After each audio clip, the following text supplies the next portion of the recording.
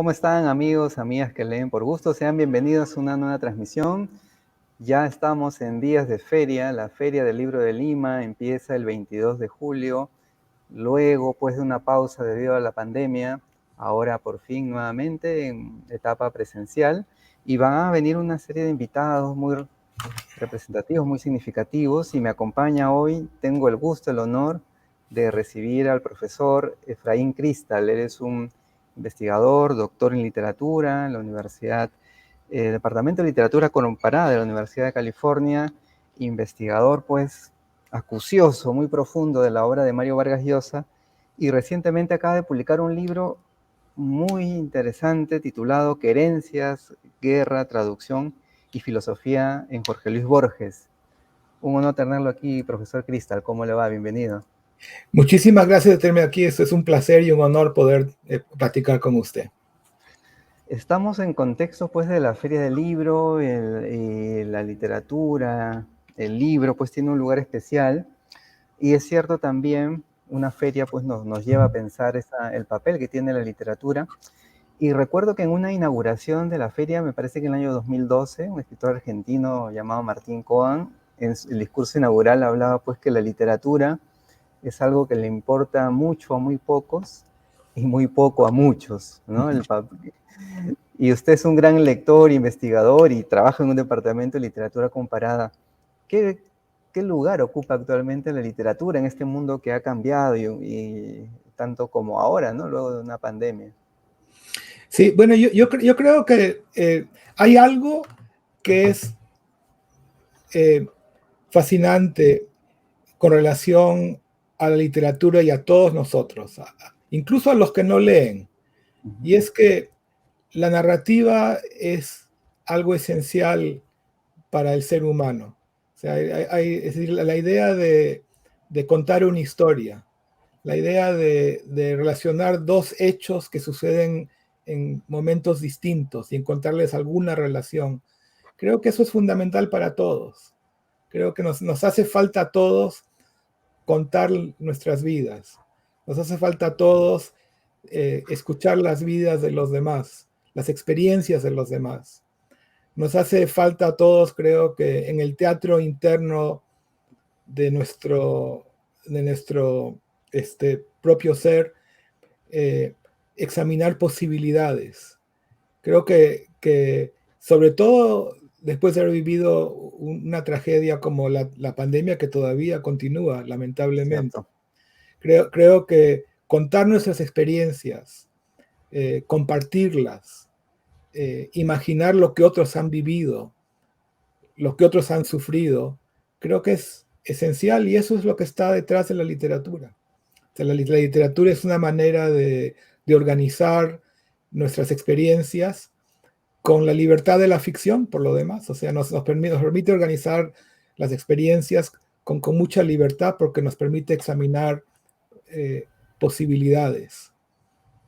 Y aunque efectivamente hay menos interés por el estudio técnico de la literatura que pudo haber habido en otros momentos, yo creo que todavía tiene su valor.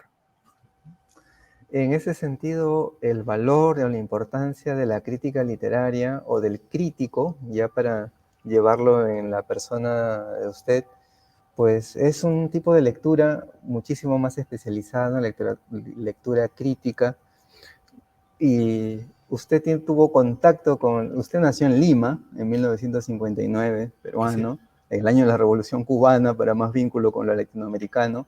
Y Exacto. contaba que a los 11 años leyó La ciudad de los perros, ¿no? Intentó leerla, no entendía algunas cosas, pero ahí aparece un interés por la lectura. ¿Cómo ha sido este tránsito del lector, ¿no? Joven, adolescente, de a pie, luego ya el especializado? Sí, bueno, eso es un detalle simpático porque cuando yo era niño en Lima, yo empecé a leer a los 5 o 6 años y en esa época teníamos un cuartito en la casa que era el estudio, la biblioteca de mi padre, donde yo buscaba libros. Y en esa época había una serie que se llamaba Los Populibros Peruanos, que había sido organizado por Manuel Escorza. en el Sí. Perú. Y se compraban paquetitos de unos 5 o 6 libros a la vez, y mi padre siempre los compraba y los traía a la casa. Y a mí me gustaba leerlos. O sea, así es como descubrí a algunos autores extranjeros, pero también a varios autores peruanos. Yo recuerdo muy bien haber leído mi primer relato de Julio Ramón Ribeiro en esa colección. También un relato de un librito de Luis Loaiza, un libro de Osvaldo Reynoso. Y también me llegó a mis manos La ciudad de los perros de Mario Vargas Llosa en uno de esos paquetitos que llegaban a casa que mi papá ponía en el escritorio y me daba permiso de revisar. Y tengo que confesar que a los 9 o 10 años fue una lectura que me venció. O sea, me pareció interesantísima, fascinante, pero no entendía muchas cosas que sucedían en este libro. Pero sabía que era un libro interesante. El comienzo lo recuerdo muy bien, el comienzo, un juego de dados, eso me fascinó, y luego me frustró el no poder comprenderla del todo. Y fue un reto, decidí, no, tarde o temprano voy a entender esta novela. Y con el tiempo lo logré, y con el tiempo entré a esa novela, entré un poco al mundo de Mario Vargas Llosa. También me interesaba también la literatura peruana en general, entonces lo vi en el contexto de la obra de otros autores, como José María Arguedas, Alfredo Bryce Echenique, que había publicado Un Mundo para Julius por esa época. O sea que el reto de tratar de comprender una novela que me había vencido a los 9 años también me abrió las puertas a muchas lecturas más. Y luego cuando vino ese reencuentro y entendimiento de esa novela, La ciudad de los perros, y ya el interés en profundizar en la crítica literaria. Bueno, el primer paso fue que mi familia se trasladó a Estados Unidos. Entonces, mi padre falleció cuando llegamos, o sea, perdí a mi padre cuando él tenía 40 años, pero lo que no perdí era la biblioteca que teníamos. Entonces, para mí, leer literatura peruana en Estados Unidos era una manera de reencontrarme con mi pasado, con el mundo que yo había conocido de niño y conocerlo cada vez más. Pero luego con el tiempo, o sea, yo decidí estudiar literatura en la universidad. Con el tiempo me di cuenta que las lecturas que yo había hecho de literatura general, o sea, me ayudaban a ver cosas en las novelas de Vargas Llosa que pensé que podían ser útiles a otras personas. O sea, cuando entré en el mundo, yo leí la literatura de Faulkner, las novelas de Faulkner, las novelas de Flaubert, las novelas de Víctor Hugo. Yo me di cuenta que había un método de trabajo en Vargas Llosa que consistía en leer textos que le apasionaban y combinar esas lecturas literarias con experiencias personales que él pudo haber tenido y que podía transformar. En el caso de La ciudad de los perros, su experiencia en el colegio de Leoncio Prado, y combinarlas también con un ambiente que dependía de el compromiso político que podía haber tenido en un momento dado. Entonces ahí surge la labor del crítico. Yo digo, yo sé que yo puedo explicar la obra para los lectores que quieren acercarse a ella, o para los lectores que como yo cuando era niño, que no habían comprendido, para darles una entrada a la obra. Entonces me di cuenta que esa era una de las labores del crítico literario, la de ayudar a los lectores a entrar en esos mundos literarios, pero también la de proveer contextos para apreciar, por un lado, el proceso de creación. O sea, la gente se pregunta, ¿cómo es que un ser humano logra escribir una obra como la que acabo de leer? Bueno, yo creo que como crítico literario yo puedo ayudar a explicar cómo se construye una obra literaria, y también puedo ayudar a dar ciertas pautas, a orientar las lecturas para que la obra se comprenda mejor. Y de ahí viene la labor del crítico literario. Que es una labor importante, ¿no? O sea, también acercar al lector, porque a veces hay una crítica que puede ser muy especializada, muy académica, que está en ese ámbito, pero que no llega al lector iniciado, por decirlo de alguna forma, ¿no? Que está en iniciación. Exacto. Y esa crítica especializada también tiene muchos méritos.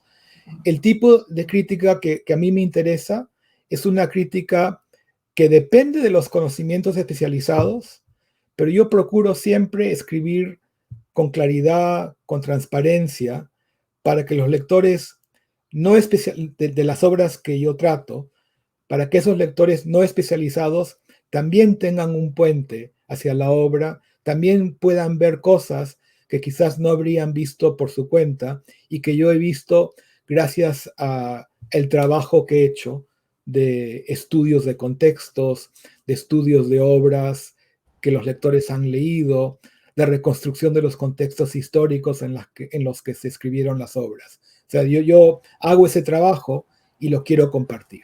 Yo quiero que el lector interesado en Vargas Llosa, en el caso de mi libro sobre Vargas Llosa, o el escritor interesado en Borges, en el caso de mi libro sobre Borges, puedan apreciar estos autores de una nueva manera.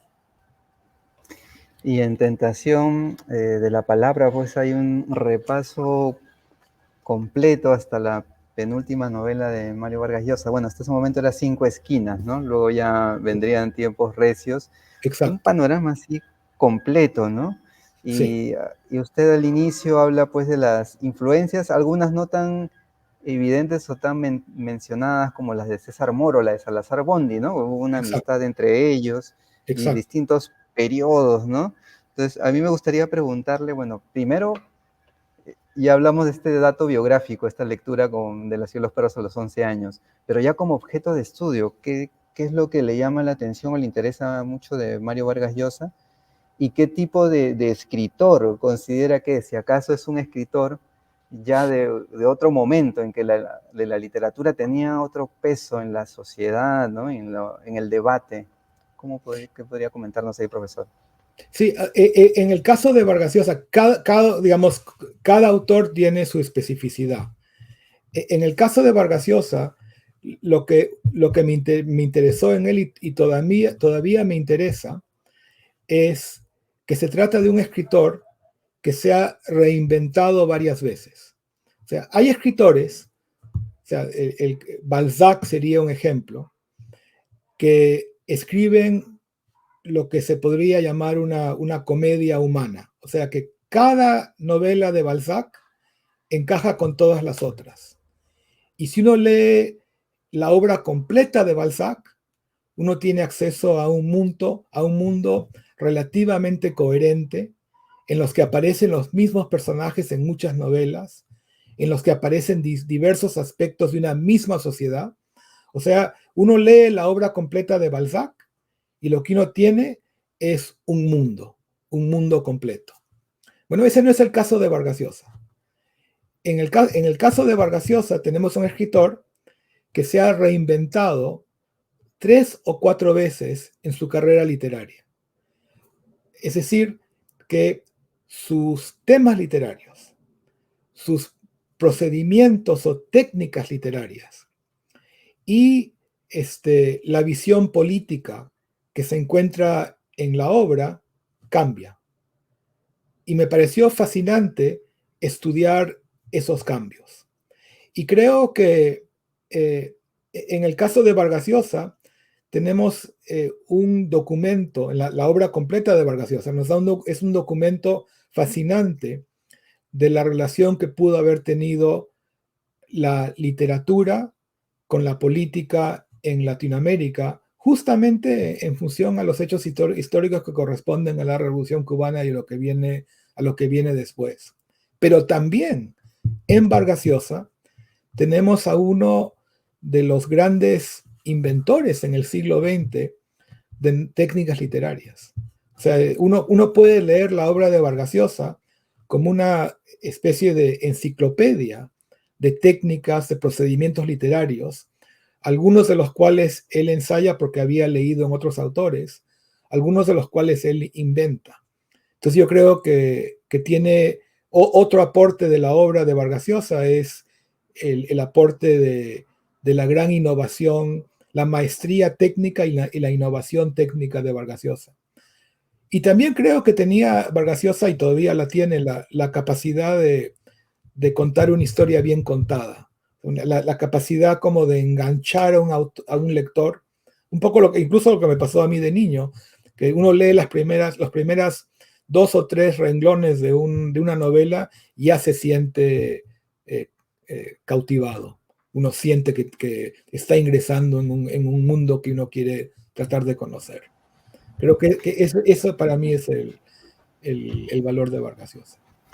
¿Es acaso un escritor tan vitalista, que se anda reinventando, como dice usted, que por eso Gerald Martin, que prologa Tentación de la Palabra, no puede terminar todavía la biografía? En parte sí, yo creo que en parte sí, porque uno siempre ve cambios en Vargas Llosa. Cuando uno cree que ha llegado a un punto de saturación,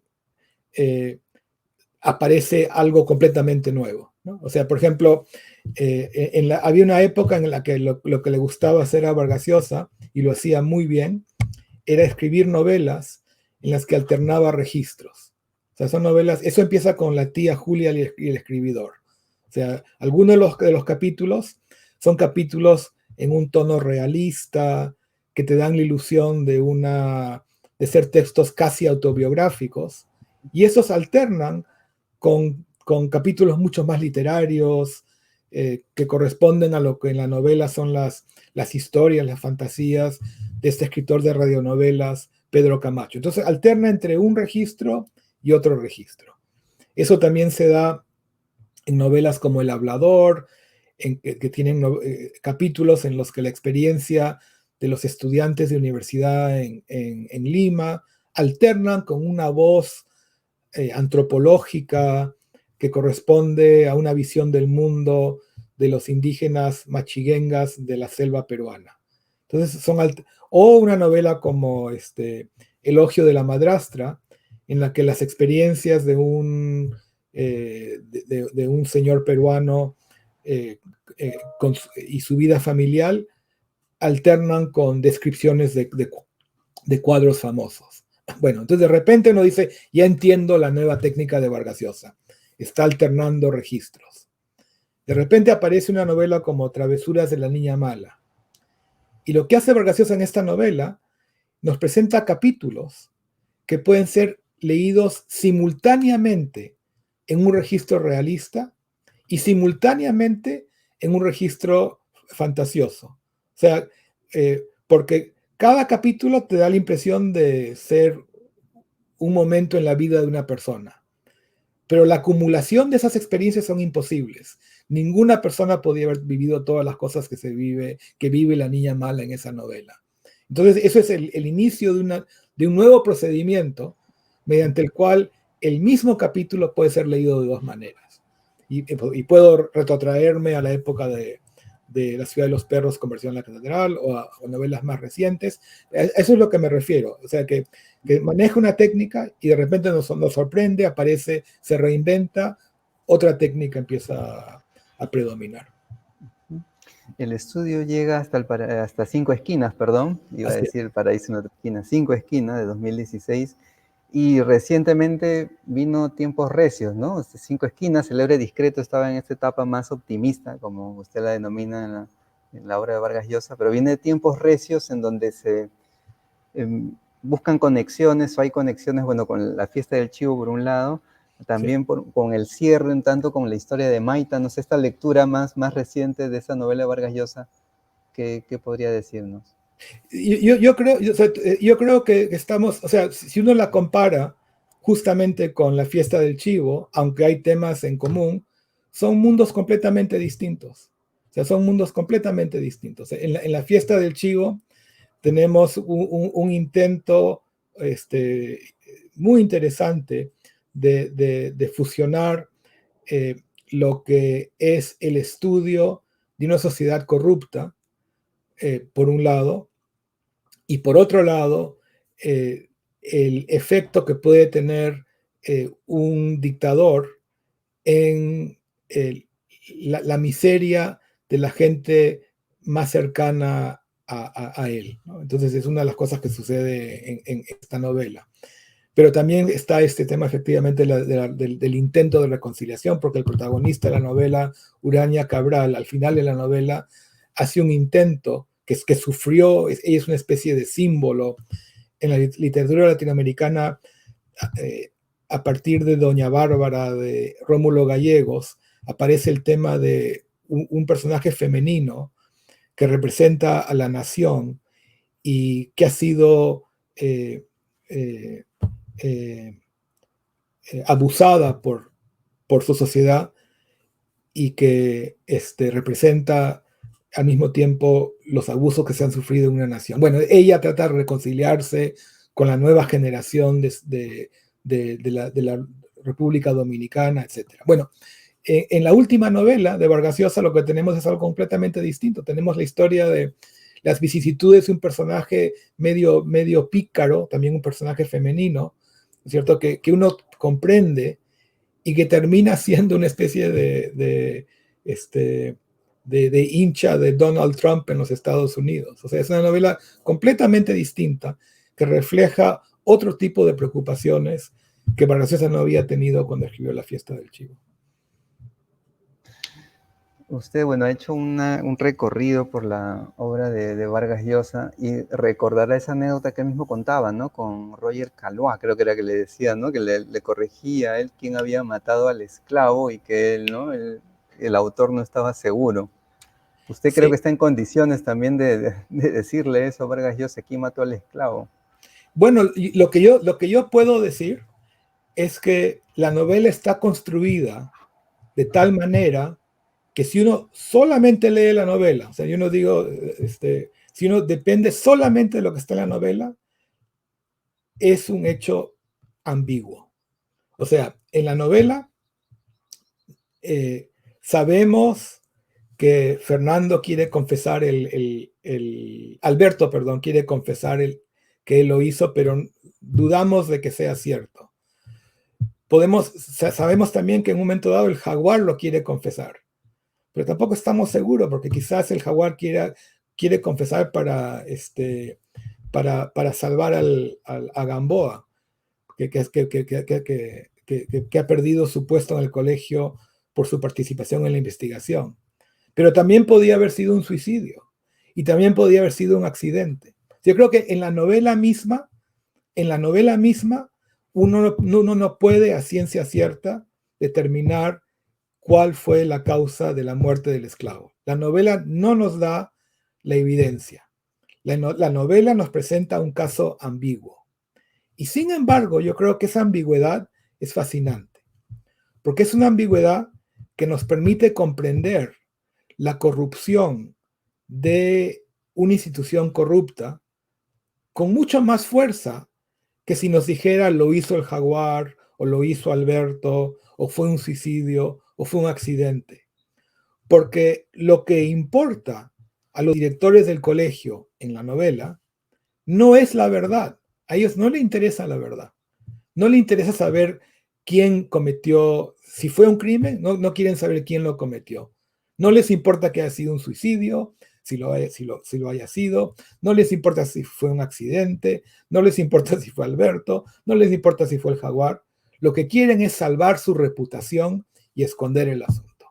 Entonces, el hecho de que la novela no nos revele con claridad quién mató al esclavo, si lo mataron, o si fue un accidente, o si fue un suicidio, nos ayuda paradójicamente a comprender el tema de la novela con más claridad.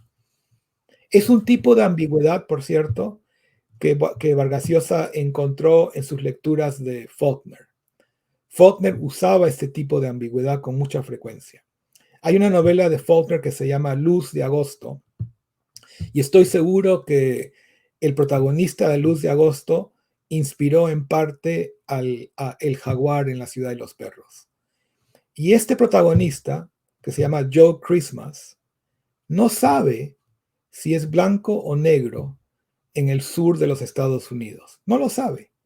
O sea, él nace en un orfelinato, lo expulsan del orfelinato cuando un señor dice, "Ah, no, este chico tiene sangre negra". Y durante toda su vida se hace la pregunta, ¿soy blanco o soy negro? Y nadie lo sabe. Faulkner no lo revela. Pero lo que sabemos es que cuando la gente lo ve como blanco, lo trata de una manera, y cuando la gente lo ve como negro, lo trata de otra manera, y cuando lo asesinan en el pueblo de Jefferson, Mississippi, lo hacen porque creen que es negro. O sea, lo hacen por razones racistas. Entonces, al no revelarnos Faulkner si Joe Christmas es blanco o negro, comprendemos con más claridad la dimensión de lo que significa ser racista en el sur de los Estados Unidos de la novela de Faulkner. Entonces yo creo que Vargas Llosa aprovechó un tipo de ambigüedad literaria como la que ya había trabajado Faulkner y lo hizo muy bien en La ciudad y los perros. Interesante, profesor Cristóbal. Muchas gracias por esa respuesta. Para cerrar de Vargas Llosa y empezar a conversar sobre su más reciente libro sobre Borges, solamente quería establecer, ¿no? Este paralelo, no confrontacional necesariamente, ¿no? Aunque se le suele colocar a Mario Vargas Llosa con José María Arguedas. Es decir, usted comenta que Los ríos profundos de 1958 hay paralelismos con La ciudad de los perros, tanto porque ser un internado, por jóvenes, y también y usted cita cartas, ¿no? de José María Arguedas a Vargas Llosa, que había una muy buena relación, hasta como paternal, ¿no? De parte de Arguedas a Vargas Llosa. ¿Cómo establecer estos dos grandes paralelos, dos grandes figuras de la narrativa peruana también, ¿no? Con influencia y presencia en la actualidad, como dos líneas, ¿no? Claro, o sea, yo creo y comprendo por qué para mucha gente es importante crear una oposición entre Vargas Llosa y José María Arguedas. Lo entiendo. Pero yo creo que con el tiempo, cuando pase el tiempo, creo que cuando la gente estudie la literatura peruana, la narrativa peruana del siglo XX, lo que verán en Vargas Llosa y José María Arguedas son dos figuras mayores. Y efectivamente yo creo que habría que comprender que tuvieron una relación muy, muy estrecha, creo que los primeros textos literarios, entre los primeros textos literarios de Vargas Llosa, aún antes de que Arguedas publicara Los ríos profundos, fueron reseñas y entrevistas que Vargas Llosa le hizo a José María Arguedas. O sea, eso es importante verlo. Y para mí, uno de los antecedentes importantísimos, centrales de La ciudad de los perros es Los ríos profundos. Y creo que leerlos en ese espíritu creo que nos ayuda a entender las dos novelas. Porque en la época en la que Arguedas escribe Los ríos profundos, si uno quiere que un colegio, una escuela, sea un microcosmo del Perú, uno tiene que colocar esa escuela en la sierra peruana. Porque es en la sierra peruana en la que pueden confluir individuos que vienen de la costa, individuos que ya viven en la sierra, de diversas clases sociales, etc. O sea, en la época de Arguedas, esta idea de hacer de un colegio un microcosmo del Perú, y por cierto, el libro de Arguedas tenía también un antecedente muy bello en un relato de César Vallejo que se llama Paco Yunque. Creo que o sea, la genealogía es Vallejo hace Paco Yunque. Arguedas le añade una dimensión, que es colegio como microcosmo del Perú. Y luego lo que hace Vargas Llosa es, él dice, bueno, pero en mi época, el microcosmo del Perú ya no podría ser la sierra peruana, porque ha habido una enorme inmigración de poblaciones indígenas de la sierra a la costa. Entonces, se da cuenta que para respetar el tipo de cosa que hizo José María Arguedas, en otra época había que colocar ese colegio en la costa, para que fuera un microcosmo del Perú. Entonces yo creo que las dos novelas se enriquecen si se leen de esa manera. Se enriquecen si las vemos no como opuestas, sino como complementarias. O sea, dos novelas que en épocas distintas de la historia peruana del siglo XX deciden imaginar un colegio como microcosmo de la realidad del país. Bien, profesor Cristal. Vamos a pasar a hablar sobre este nuevo libro, que es este título que estoy mostrando en pantalla, Querencias, Guerra, Traducción y Filosofía en Jorge Luis Borges. Título que aparentemente es llamativo, pero usted ha comentado pues que la palabra querencia o malquerencia Borges la ha utilizado, y estos son tres elementos o tres líneas presentes en su obra, quizás algunas más evidentes que otras, ¿no? La guerra, como él siempre, ¿no? Desde la poesía, ¿no? Descendiente de un militar en la batalla de Junín, o la traducción que él mismo ha hecho, y lo de la filosofía ahí impregnada en su obra. Usted, profesor Cristal, en 2002 había publicado ya Invisible Work, Borges and Translation, ¿no? Entonces, digamos que este estudio más ampliado nos presenta este recorrido también de Borges. No sé cómo... Primero me gustaría saber su primer contacto con Borges. O sea, nos contó con Vargas Llosa a los 11 años, pero este primer acercamiento a Borges y luego ya el libro que ahora tenemos aquí. Sí, fue una cosa equivalente, pero en otra etapa de mi vida. Yo estudié literatura comparada en la Universidad de California, Berkeley, donde enseñaba un gran crítico peruano que fue maestro mío, José Durán. Él era profesor de literatura en Berkeley. También uno de mis maestros fue Luis Andrés Murillo, que venía de una familia de trabajadores de campo y que terminó siendo un gran especialista de Cervantes y de Borges, por lo demás. O sea, yo estudié Cervantes con Luis Andrés Murillo en Berkeley. Entonces yo recuerdo muy bien haber comprado en una librería de libros usados una edición de ficciones de Borges. O sea, tenía 18 años y la leí y me encantó. O sea, me pareció un libro fascinante y me di cuenta que cada relato que había leído de ficciones me impactó.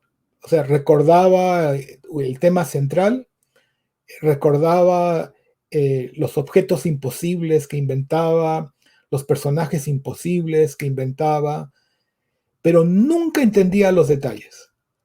Se me escapaban. Yo dije, bueno, algún día voy a tratar de entender a los detalles de estos detalles. Años después, yo estudié filosofía en París. Digo eso porque fue la única vez que lo vi a Borges, y de lejos, porque Borges dictó una conferencia en el Colegio de Francia a la que pude asistir. Y una de las primeras cosas que dijo en esa conferencia es que, aunque él siempre admiró la obra de Edgar Allan Poe, él dice, él cree que Edgar Allan Poe mejora en la traducción de Charles Baudelaire y que de alguna manera, gracias a Baudelaire, Edgar Allan Poe pudo obtener la fama que tuvo, y en parte gracias a esa traducción. Entonces eso me dio una idea. Y dije, bueno, voy a ver lo que tiene que ver la traducción en la obra de Borges, o sea, por qué le da tanta importancia a la traducción en el comienzo de su conferencia. Fue una conferencia que dio el año 1982 o 83. Entonces, ese fue el inicio de mi interés por el tema de la traducción en Borges.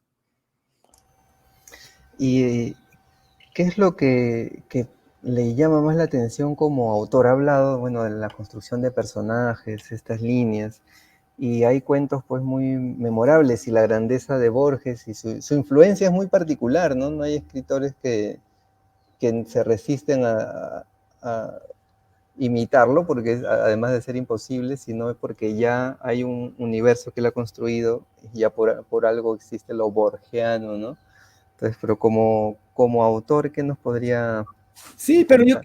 yo creo que si bien es cierto, y me parece que está muy bien, que no se copie a Borges, yo creo que la influencia de Borges es tan enorme en la literatura hispanoamericana, incluso en la literatura española, es tan enorme que creo que queda desapercibida. Es la paradoja, es cuando en un mapa uno está buscando detalles y no se da cuenta del nombre del país, que desaparece porque las letras son tan grandes. O sea, antes de Borges, la literatura hispanoamericana y española, a duras penas recurría a lo fantástico. Antes de Borges, la literatura hispanoamericana a duras penas trataba el tema policial, el tema detectivesco. Pero a partir de Borges, es imposible pensar en la literatura hispanoamericana sin elementos fantásticos. O sea, como parte de su repertorio. Por supuesto que siguen habiendo magníficos escritores en el registro realista. Lo que quiero decir es que el registro fantástico entra como una posibilidad. Y asimismo la literatura detectivesca. O sea, Borges, con Bioy Casares y Silvino Campo, son editores de un libro que marcó a todos, que fue la antología de la literatura fantástica. Luego, con Bioy Casares también publica una antología de relatos detectivescos y editan la primera serie de novelas policiales en Hispanoamérica. Además, y esto es un regalo que nos da Borges no solamente a la lengua española, sino al mundo entero, Borges es el primer autor que logra una fusión, un amalgamiento entre el género fantástico y el género policial. O sea, antes de Borges existían los dos géneros, por supuesto, y Borges los populariza en Hispanoamérica. Antes de Borges había novelas fantásticas, o sea, novela relato fantástico, novela relato policial. Pero la gente pensaba que eran géneros incompatibles, que uno no podía simultáneamente hacer un texto fantástico que fuera policial o un texto policial que fuera fantástico. Pero Borges lo hace. Y hoy en día la cultura popular, la cultura del cine, de la novela popular, es impensable sin esta fusión que Borges nos dio a todos. Lo otro que nos dio Borges fue el derecho de reescribir los textos que nos gustan.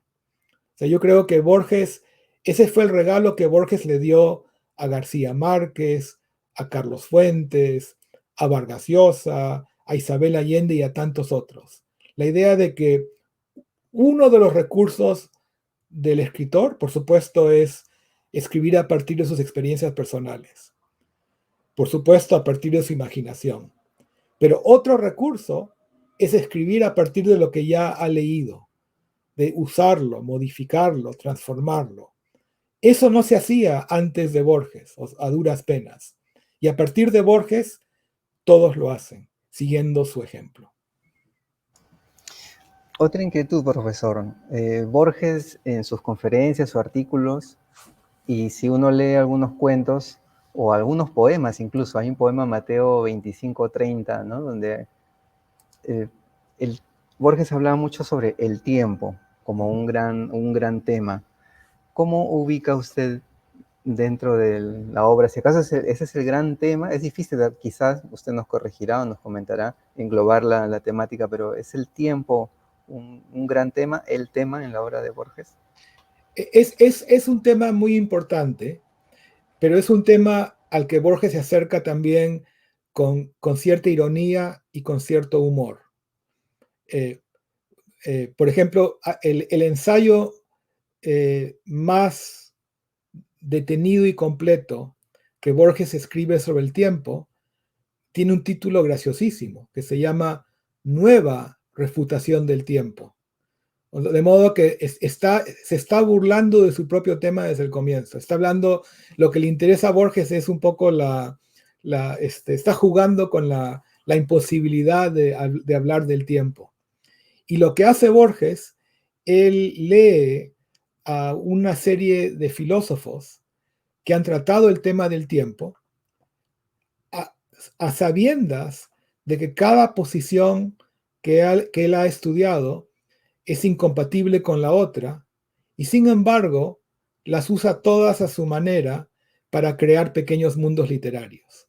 Entonces yo creo que lo que hace Borges con relación al tiempo es él piensa en el tema del tiempo, lee algunos textos que se han escrito, sobre todo textos que se han escrito por parte de filósofos acerca del tiempo, y luego se inspira en estas ideas para crear mundos literarios.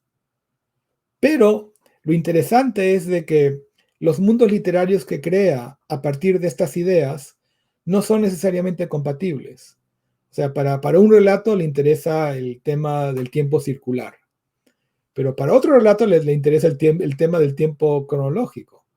Para un relato le interesa la idea de que el futuro está ya predeterminado, pero para otro relato le interesa el tema del libre albedrío. Y para otro relato le interesa la idea de que el tiempo se puede detener. Entonces, es un tema importante y es un tema que inspira una cantidad de relatos y de poemas en Borges y de ensayos también, porque ya cité un ensayo famoso de Borges sobre el tiempo. Pero yo creo que yo no diría que es el único tema de Borges, ni el tema que explique la obra completa. Es un tema esencial para Borges, sin embargo. Uh-huh. Quisiera que nos oriente, porque con los autores tan grandes resultan intimidantes para lectores jóvenes o que quieren iniciarse por la lectura de un autor, ¿no? En este caso Borges. ¿Por dónde leerlo? Usted decía que leyó ficciones, Sí. Claro, pero si tuviera que recomendar a un lector joven, ¿por dónde empezar a Borges o quizás citar algunos cuentos? Sí, muy buena pregunta. Yo empezaría con ficciones. Y yo recomendaría a un lector que quiere iniciarse con Borges que lea el relato Las ruinas circulares. Es un relato muy bello y una magnífica entrada al mundo de su narración, porque trata el tema de un individuo que ha tomado una decisión muy curiosa. Es una especie de sacerdote, en un espacio inventado por Borges, que quiere soñar, y quiere soñar para luego traer a un personaje de sus sueños, para traerlo al mundo de sus vivencias. Entonces es un texto que empieza con esa claridad y que tiene implicaciones muy interesantes, que crea un mundo alternativo. O sea, uno lo lee con facilidad, pero luego se da cuenta que hay complejidades muy bellas en el texto. Y luego lo que haría es, aún los textos que parecen ser imposibles, los textos más difíciles, darse cuenta que Borges escribe con ironía, que Borges escribe con humor, que a veces las razones por las cuales no captamos una referencia es porque no existe el texto. Porque Borges tiene muchas referencias apócrifas. Está jugando con la erudición. Y creo, sin embargo, que aún en los textos que parecen ser los más complejos, hay siempre una idea simple. O sea, hay siempre, por ejemplo, en ficciones, en cada relato tiene, por ejemplo, un objeto imposible o un atributo imposible. Por ejemplo, el relato El Inmortal imagina lo que significaría haber conseguido la inmortalidad. Entonces, ese es el atributo imposible. O en el Aleph, me refiero a otro relato de Borges que le da título a un libro completo de relatos, es un punto a partir del cual uno puede ver todo lo que existe en un momento dado. Entonces, luego preguntarse, o sea, identificar el objeto imposible, el atributo imposible, la situación imposible, y luego preguntarse sobre las implicaciones de esta imposibilidad. O sea, una de las razones por las cuales Borges llama ficciones, y esto es muy bello, es porque cada uno de los relatos en ficciones nos representa un mundo que sería imposible en la realidad. O sea, por eso insistía en los objetos imposibles, atributos imposibles, situaciones imposibles. Y sin embargo, Y esto es lo más bello para mí en Borges.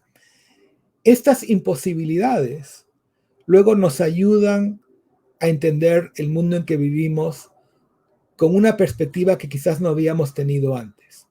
Por ejemplo, en el inmortal, la imposibilidad, por supuesto, es la inmortalidad. Entonces Borges imagina lo que significaría tener acceso, el derecho a la inmortalidad. Y luego lo que vemos en el relato es que lo que parecía ser una maravilla, voy a vivir para siempre, resulta siendo una pesadilla. Entonces, Borges imagina esta imposibilidad para luego reconciliarnos a todos con la vida que tenemos. Nos dice, tú crees que sería una maravilla ser inmortal. Tú crees que sería una maravilla tener una memoria perfecta. Pero cuidado, nuestras imperfecciones nos hacen humanos. Nuestras imperfecciones nos hacen ser lo que realmente queremos ser. De modo que son imposibilidades que podemos examinar en el mundo del relato y que cuando regresamos al mundo de nuestras vidas cotidianas, vemos que nos han ayudado a entenderlas de una manera un poquito distinta, cuando funciona, ¿no? Cuando funcionan los relatos de Borges. Muchas gracias, profesor Cristal, por esta orientación. Me quedo con esto último, ¿no? La importancia que tienen las ficciones también en la vida cotidiana, en cualquier momento. Y usted ha hecho un repaso pues, desde la obra de Vargas Llosa y la de Borges, y que invito a continuar con esa lectura con el libro Querencias, Guerra, Traducción y Filosofía en Jorge Luis Borges, que acaba de salir con el Fondo de Cultura Económica y que usted va a presentar en la Feria del Libro de Lima. Y solamente quería ir cerrando, pues, cómo hemos hablado de dos figuras tan grandes como Vargas Llosa y Borges. ¿Cómo anda la literatura contemporánea? ¿Usted la consume, la lee? No con la intensidad con la que la consumía antes, pero sí sigo al tanto de lo que puedo. O sea, cuando yo era joven tenía la intensidad y la capacidad de leer todo lo que podía. Me ponía al tanto de todo. Ahora leo ahora lo que pasa es que regreso mucho a los clásicos, pero sí quiero estar al tanto de la literatura más reciente. Y hay autores muy buenos en Hispanoamérica. O sea, hay autores peruanos muy buenos. Estaba leyendo literatura colombiana hace poco y creo que he leído cosas magníficas de Juan Gabriel Vázquez, de Héctor Abad.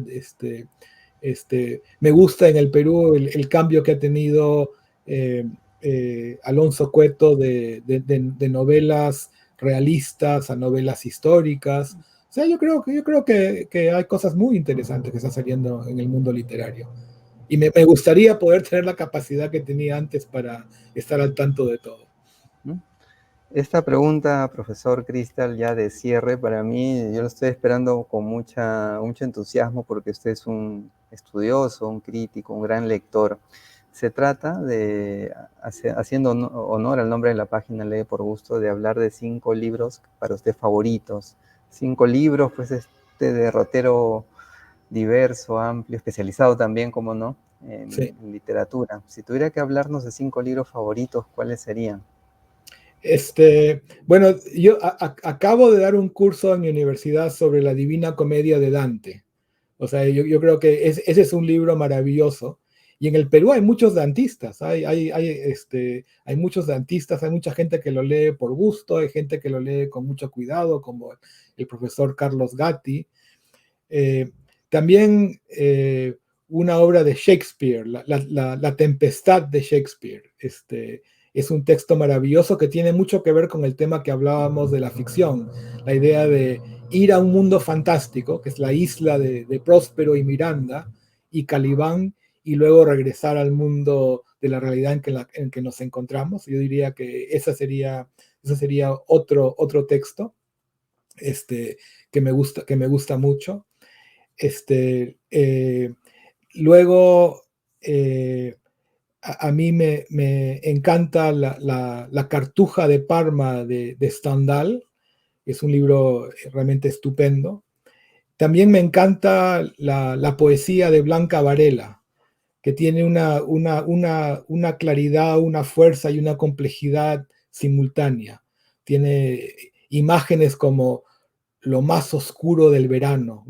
¿Por qué oscuro el verano? Una presencia negra en un jardín. En fin, me encanta leer la poesía de Blanca Varela, sería un cuarto texto. Y también he estado releyendo ahora la gran novela de Marcel Proust, En búsqueda del tiempo perdido.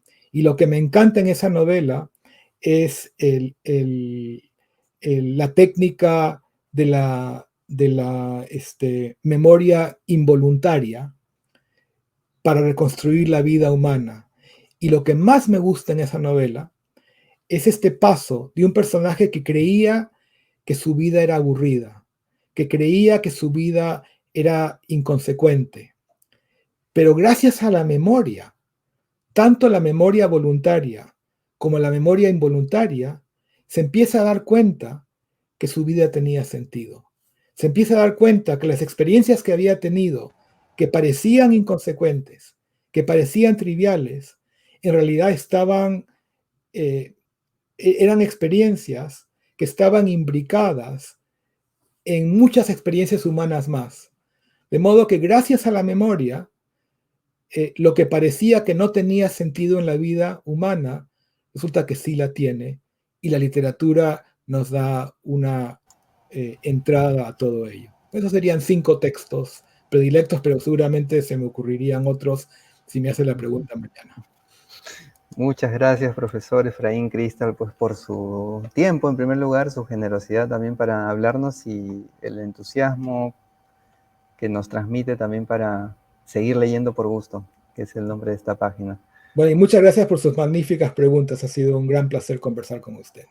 Gracias nuevamente, profesor Cristal, y también a quienes han seguido esta entrevista. Nos reencontramos pronto. Un abrazo.